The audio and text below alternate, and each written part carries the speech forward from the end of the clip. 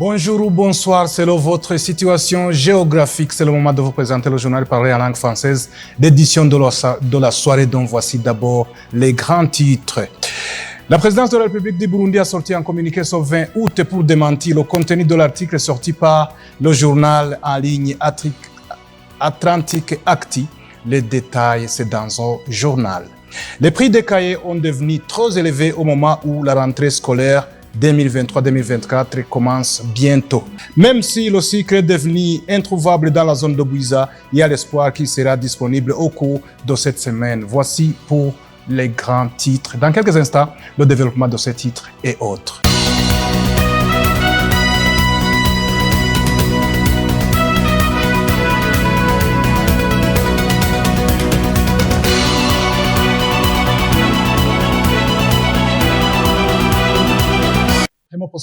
Je vous donne encore une fois bienvenue dans ce journal. Je vous le disais en titre, la présidence de la République du Burundi a sorti un communiqué ce 20 août pour démentir le contenu de l'article sorti par le journal en ligne Atlantic Acti le 18 août 2023. Les détails avec Raphaël Nyandwi. La présidence de la République du Burundi, par le biais du bureau du porte-parole présidentiel, a sorti un communiqué numéro 21 de l'an 2023. Ce communiqué montre qu'en date du 18 août 2023, un site d'information dénommé Atlantic Actu a publié un article dans lequel des propos entièrement fictifs sont prêtés au président de la République du Burundi au sujet de la situation politico-sécuritaire au Niger et des supposés rôles de la France.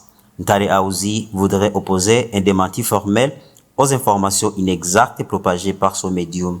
Par ce communiqué, la présidence de la République du Burundi voudrait porter à la connaissance de l'opinion tant nationale qu'internationale que le chef de l'État n'a donné aucune interview en date du 17 août 2023 et ne s'est jamais exprimé à ces termes, contrairement à ce qu'il affirme le médium. Par ailleurs, sur la situation politico-sécuritaire au Niger, la position du Burundi qui assure la présidence tournante du Conseil paix et sécurité de l'Union africaine pour son mois d'août 2023 a été présentée séance tenante par le président de la République en personne lors du dernier sommet extraordinaire des chefs d'État et de gouvernement de la CEDEAO. La présidence de la République du Burundi, particulièrement attachée à la liberté de la presse, rappelle le danger d'un journalisme amateur qui bafoue la déontologie du métier dont la première obligation est le respect de la vérité. À ce titre, la présidence de la République du Burundi exige le retrait immédiat de cet article sur toutes les plateformes d'Atlantic Actu et la formulation d'excuses publiques. Ce communiqué est rendu public par Gatoni Rosine Guyenne, porte-parole du président de la République du Burundi, lundi le 21 août 2023. Les prix des cahiers sont devenus trop élevés au moment où la rentrée scolaire est pour bientôt. C'est du moins un constat de notre confrère Elvis Mounianeza en mairie de Bujumbura. Les clients pour les cahiers scolaires sont très nombreux, comme l'ont signalé certains vendeurs, et même le prix d'un cahier a monté. Moi, je dirais que les prix d'aujourd'hui sont en haut par rapport aux deux prix de l'année passée.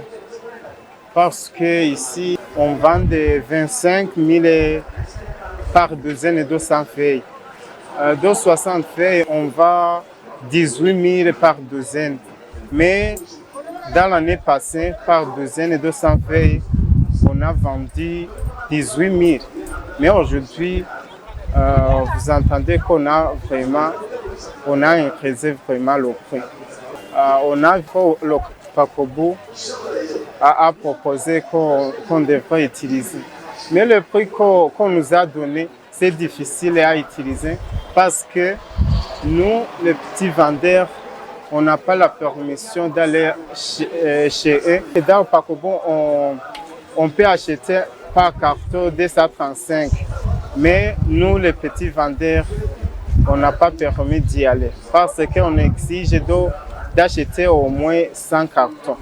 Ariko isifa hanze iya Pakobu mu bisanzwe niyo iri ku giciro cyo hejuru Il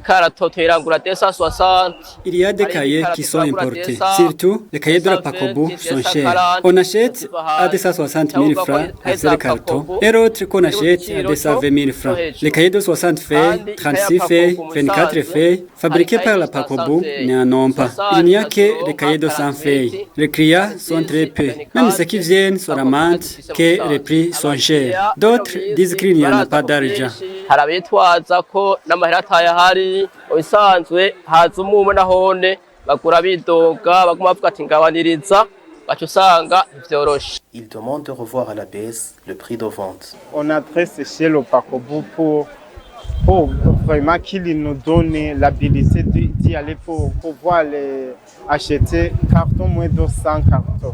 Vous saurez qu'il reste quelques jours pour que l'année scolaire 2023-2024 débute. Même si le cycle est devenu introuvable dans la zone de Bouiza, il y a espoir qu'il sera disponible au cours de cette semaine. Le point avec Benoît Sindaïgouaï. Certains grossistes du cycle rencontrés dans la ville de Bujumbura et entretenus par la télévision BTV Burundi, précisément dans la zone de Bouiza, faut savoir que le temps est long sans avoir ce substance alimentaire de la canne à sucre. D'autres indiquent que les causes de cette carence n'en connaissent pas. Il y en a même ceux qui parviennent à avoir quelques 2 ou 3 sacs dans le stock de la Sosumo selon les reconnaissances et se regroupent pour le partage, ce qui est malheureux pour ceux qui n'ont pas cet accès dans le stock de la Sosumo. La zone de Bouiza, quant à elle, tranquillise et faut l'espoir qu'au cours de cette semaine, le cycle sera sur les points de distribution à l'endroit des bénéficiaires. Dans le but de corriger l'acidité du sort, l'IFDC a distribué la dolomie dans les provinces de Bururi et Ruyigi à travers les organisations partenaires de terrain de l'IFDC. Hervis Mounianeza pour les détails. Corriger l'acidité du sol est l'une des préoccupations de l'IFDC en distribuant la dolomie à travers les organisations partenaires dans le projet pilote Dolomie. Le lancement de l'application de la dolomie a débuté ce 16 et 17 août dans les communes de Songa et Rutovu de la province Bururi et en commune Nyabitsinda de la province Ruyigi. Les représentants de Jacaranda et Help Channel, qui sont des organisations partenaires de terrain de l'IFDC, nous parlent de leur lien avec IFDC et pourquoi ils ont choisi ces collines en priorité. IFDC a fait des recherches au niveau national et on a remarqué que 70% des terres arables du Burundi sont trop acides ou acides. Donc, il devenait très urgent de corriger cette acidité pour espérer avoir l'augmentation de la production. C'est dans ce cadre-là de diffusion et de vulgarisation des résultats de recherche de l'IFDC, à travers notre partenariat, qu'on est venu sur cette colline de Nyabitsinda pour, sensibiliser d'abord aux agriculteurs le bien fondé d'utiliser la dolomie pour corriger l'acidité, démontrer comment on applique la dolomie, parce que ça aussi c'est un facteur limité dans le sens où les gens n'étant pas sensibilisés, ils commandaient juste comme bon leur semble. Donc, quelqu'un qui a 1 hectare, il commande 2, 3 sacs, c'est pas suffisant. Donc, il fallait sensibiliser d'abord sur le résultat de la recherche qui dit que à 7 pH, on utilise autant de dolomie. L'IFDC fait tout son mieux pour acheter la dolomie et faciliter son transport vers les communes de la zone d'action. Puis, pour Help Channel, le rôle principal, c'est pour faciliter la distribution, d'abord la réception, le stockage et la distribution de la dolomie livrée aux bénéficiaires déjà identifiés. Et tout ça, nous faisons ça en collaboration avec l'administration et les services techniques de la BPI. Lors de l'identification de la zone d'action, on tient compte, d'abord nous consultons les résultats des études qui ont été faites en rapport avec l'acidité des sols. Et lors de l'identification, nous choisissons d'abord les collines qui ont des valeurs plus bas de pH par rapport aux autres. Donc, qui montrent l'acidité plus prononcée par rapport à d'autres. Les agriculteurs qui ont bénéficié du dolomie la saison culturelle dernière témoignent de leur efficacité. Iki kigo IFDC kiriko kiratembereza imbuto muri iki gihe cyo muci nashoboye kugura ibiharage ngura ibiro 4. Car l'IFDC faisait circuler des semences pendant la saison sèche, j'ai acheté 4 kilos et je les ai semés dans un champ où je ne récoltais que 25 kilos au plus. Mais après avoir semé ces 4 kilos, personne n'avait pas le droit d'aller cueillir ces haricots avant la récolte. Après que j'ai semé ces 4 kilos, j'ai récolté des sacs de 50 kilos par chacun, car je les ai pesés dans les grands sacs de 50 kilos qui emballaient la Dolomi. Ivyo biro 4 rero maze kubitera muri uwo murima wanje nashoboye kwimburamwo ijya mifuko 2 y'ibiro 55 y'ishwagara 2 n'inusu uko n'ukuri kose. Concernant la pomme de terre, auparavant, quand on semait 500 kilos, on ne pouvait pas totaliser des tonnes. On récoltait en tonnes. 200 kilos, mais aujourd'hui, on a totalisé 2,5 tonnes. C'est pourquoi nous apprécions la Dolomi. Les directeurs des bureaux provinciaux de l'environnement, agriculture et élevage de Ruyigi et de Bururi se disent satisfaits de cet appui car ça leur aidera aussi dans les activités de vulgarisation qui sont de routine. C'est une journée spéciale, je le dis, puisque c'est une valeur ajoutée à notre activité quotidienne.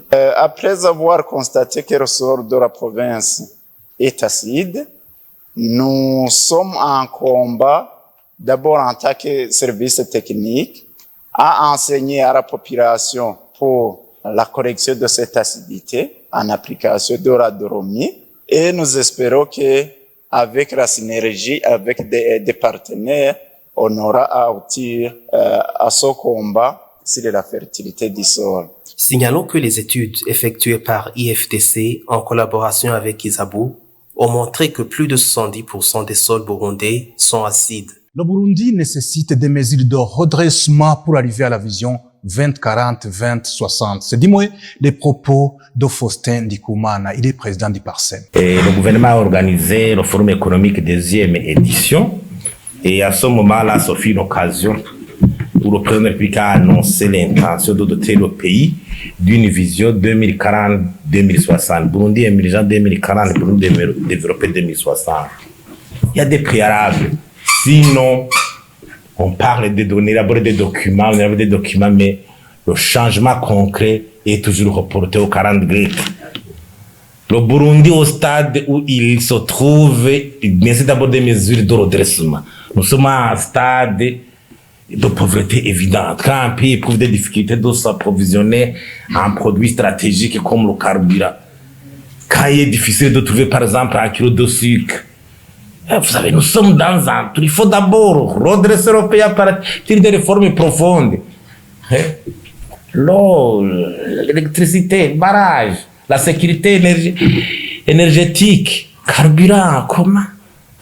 Parce que nous avons entendu très récemment le ministre des Travaux publics dire que très récemment il y aura des exigences de plan ici et là. Oui, on en convient, mais le Burundi à quel stade? Je donne l'exemple. Pourquoi le marché central n'a pas encore été reconstruit? La place du stade des FFB, il n'a pas encore été reconstruit.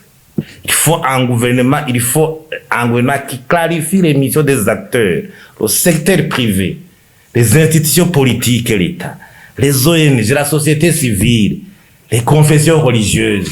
Il faut la clarification de la mission de chaque acteur. Mettre sur pied un cadre institutionnel de mise en application de cette vision spéciale. Élaborer une politique nationale de population qui mange comment, avec quelle éducation.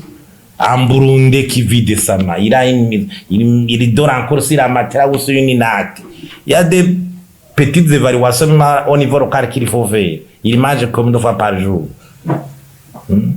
Combien de calories? C'est par ici que nous mettons un point final à ce journal. À la présentation, vous étiez avec Raymond Prosper Nyonguru. Je vous souhaite de passer de bons moments avec votre télévision préférée, BTV. À la prochaine.